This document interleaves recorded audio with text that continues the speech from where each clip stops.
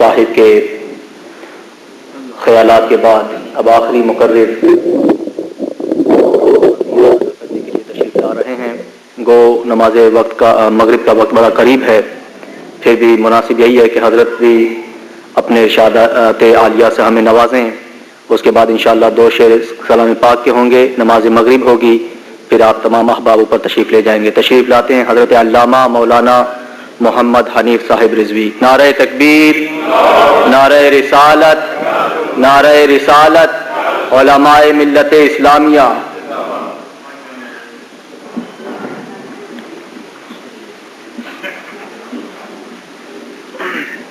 اعوذ باللہ من الشیطان الرجیم. بسم اللہ الرحمن الرحیم. ان الذین آمنوا وعملوا الصالحات سیجعل لهم الرحمن ودا. معزز و محترم حاضرین کرام، عزیز صاحبزادگان اور جملہ حضرت علامہ محمد ابراہیم خوشتر صاحب سے متعلق اور تعلق اور محبت اور قرب رکھنے والے احباب، یقیناً جیسا کہ حضرت مفتی صاحب قبلہ نے فرمایا ہے، موت تو یقینی ہے، اس سے کافر بھی انکار نہیں کر سکتا. لیکن انسان اپنی زندگی کے مقصد کو پہچان کر اگر زندگی گزار دے تو رب پھر اس کو کیسی حیات جاویدانی عطا فرماتا ہے. ایمان اور عمل کے بعد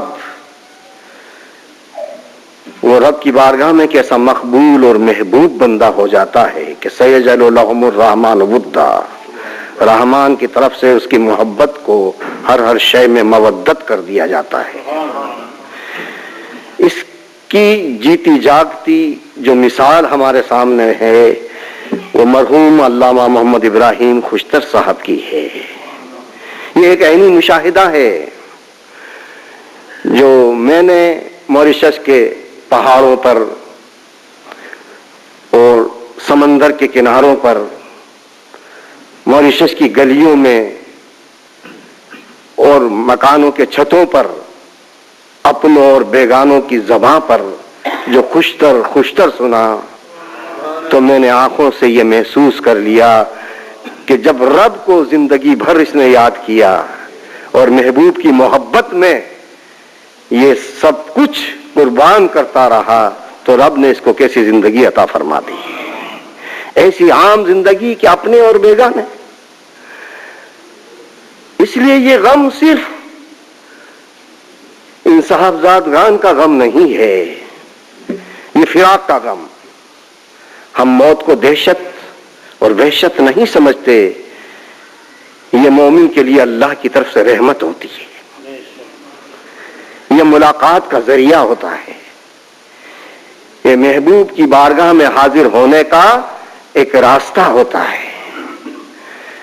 اسی لیے ہمارے آقا رحمت للعالمین صلی اللہ علیہ وسلم کو جب اختیار دیا گیا تو برجستہ ہاتھ اٹھا دیے کہ اللہم رفیق الاعلی، اللہم رفیق الاعلی. تو اس لیے ہمیں اس کا غم نہیں، غم اس کا ہے کہ ہمارا سرپرست، ہمارا رہبر، ہمارا رہنما، ہمارا شفیق جو ہم کو رہنمائی ہر وقت کرتا تھا، آج وہ ہم سے جدا ہو گیا ہے. جب بھی میں ان کی خدمت میں حاضر ہوتا تو تسلی و تشفی کے بعد فاضل بریلوی رضی اللہ عنہ کے عشق میں تو وہ گھلے ہوئے تھے، رچے بسے تھے. وہ ایک شعر کہتے تھے، لائی حیات آئی قضا لے چلی چلے، نہ اپنی خوشی سے آئے نہ اپنی خوشی سے گئے. وہ یہ اشارہ ہر وقت فرماتے تھے اور اس تمنا کا اظہار کرتے تھے. تو جب با مقصد زندگی انسان گزارتا ہے تو پھر جب اس دنیا سے وہ جاتا ہے تو اس کے لیے وہ جانے والا روز سب سے عظیم، سب سے پیارا اور سب سے بڑی عید ہوتی ہے. سیدنا غوث اعظم رضی اللہ عنہ فرماتے ہیں، درا روزے کے با ایمان بمیرم، جس دن ایمان کے ساتھ عمل کے ساتھ میں جاؤں گا تو میرا وہ دن عید کا دن ہوگا. تو علامہ محمد ابراہیم خوشتر صاحب کی یہ جو اللہ کی یاد اور اس کے محبوب کی محبت کو دلوں میں جاگزی کر دینا، اور اس قوم کی زبان میں جو ہماری زبان سمجھتی ہی نہیں، اعلیٰ حضرت کا ایک شعر پڑھیے، پوری نعت وہ پڑھ دیتے ہیں دیوانوں کی طرح. جب جنازہ اٹھا تو جہاں جہاں جنازہ پڑھانا چاہیے تھا نہیں پڑھا سکے، تل ڈھلنے کو جگہ نہیں، سب گھر سے باہر نکل آئے.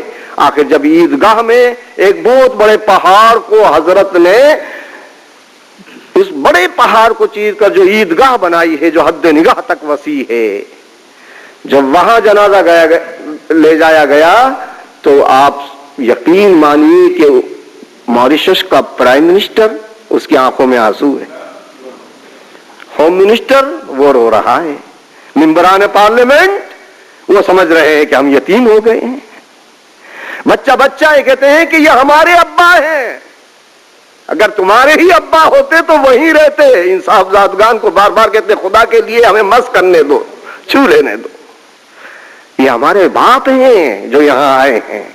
دیوانہ وار سارا شہر اس طرح سے آ گیا اور ایسا لگتا تھا سب یتیم ہو گئے. ہمارے آقا رحمت للعالمین صلی اللہ علیہ وسلم نے ارشاد فرمایا کہ موت العالم موت العالم. وہ اس حدیث کا سراپا پیکر بن کر خوشتر نے بتلا دیا کہ جینے والوں جیتے تو سب ہیں، لیکن وہ جو اللہ اس کے رسول کی محبت میں جیتا ہے تو اس کو حیات جاویدانی مل جاتی ہے کہ مرنے سے بھی ٹوٹ جاتا ہے. کہیں سلسلہ قید و حیات، ارے فرق اتنا ہے کہ زنجیر بدل جاتی ہے، زنجیر بدل جاتی ہے. آج خوشتر کے مزار پر ہم نے جو منظر دیکھا، عیدگاہ کے نیچے جامع مسجد اور جامع مسجد کے پہلو میں آپ کا مزار شریف، ہر وقت اللہ اللہ کی یاد، ہر نماز کے بعد ذکر اور اللہ کی ضربیں، اور عشاء کی نماز کے بعد تو پورے قرآن کی تلاوت، اور رات کو 1-2 بجے تک، بلکہ اب تو سنا ہے کہ 24 ہی گھنٹے دیوانہ وار لوگ اللہ کی ضربیں لگا رہے ہیں. تو فَاذْكُرُونِي أَذْكُرْكُمْ، خوشتر نے پہاڑوں پر بیٹھ کر، سمندر کے کناروں میں بیٹھ کر، کشتیوں میں بیٹھ کر اور ان گلیوں میں بیٹھ کر جب اللہ کو یاد کیا تو اللہ نے ہر ذرے سے خوشتر کی آواز کو اس طرح بلند کر دیا کہ ذرہ ذرہ پکار رہا ہے. نعرہ تکبیر، نعرہ رسالت، نعرہ غوثیہ، میدان رضا جاری رہے گا. ایسی ہستیوں کی موت ہمارے لیے ایک نصیحت بن جاتی ہے کہ جینے والوں اس طرح سے جیو کہ جب تم جاؤ تو دنیا تم کو یاد کرتی رہے. الحمدللہ اب ماریشس کا جب نام آئے گا تو نام آتے ہی پہلے تصور خوشتر کا آئے گا. جب لاہور کا نام آتا ہے تو نام آتے ہی داتا گنج بخش کا تصور آتا ہے. جب بغداد کا نام آتا ہے تو آتے ہی سیدنا حضور غوث پاک کا تصور آتا ہے.